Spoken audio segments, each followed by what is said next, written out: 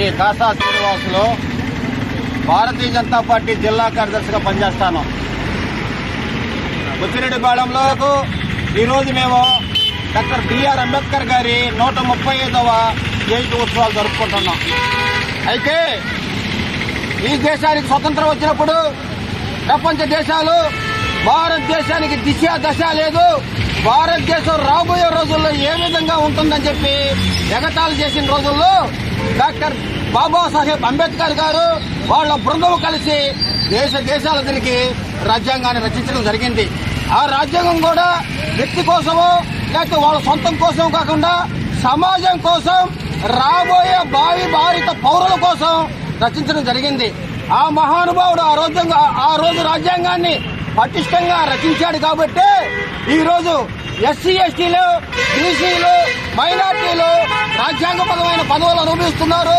ఎమ్మెల్యేలు గాను, ఎంపీలు గాను, కౌన్సిలర్లు గాను, కార్పొరేటర్లు గాను, ఎంపీటీసీలు గాను, వార్డు మెంబర్లు గాను, సర్పంచులు గాను, చైర్పర్సన్లు గాను ఉంటున్నారు.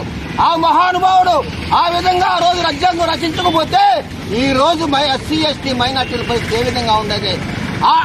డాక్టర్ బాబాసాహెబ్ అంబేద్కర్ గారు ఒక ఎస్సీ ఎస్టీ మైనార్టీ బీసీలకు సంబంధించిన నాయకుడు కాదు, అన్ని వర్గాల నాయకుడు, ప్రపంచ నాయకుడు, భారతదేశాన్ని దిశ దశ చూపించిన నాయకుడు, భారతదేశాన్ని రాజ్యాంగానికి అందించిన నాయకుడు, ఆ రాజ్యాంగం కూడా పటిష్టంగా అందించిన మహోన్నత వ్యక్తి మన డాక్టర్ బాబాసాహెబ్ అంబేద్కర్ గారు. ఆ అంబేద్కర్ గారి బాటలో ఈ రోజు ఎన్డీఏ కూటమి పయనిస్తోంది. భారత ప్రధానమంత్రి నరేంద్ర మోదీ గారు మన డాక్టర్ బాబాసాహెబ్ అంబేద్కర్ ఆశయాలు నిర్వర్తిస్తూ ఆయన అయితే ఏదైతే చెప్పాడో సబ్కా సాథ్, సబ్కా వికాస్, సబ్కా విశ్వాస్, సబ్కా ప్రయాస్ అని ఏదైతే నినాదం ఇచ్చాడో ఆ నినాదాన్ని భారత ప్రధానమంత్రి గౌరవనీయులు నరేంద్ర మోదీ గారు నిర్వర్తిస్తున్నారు.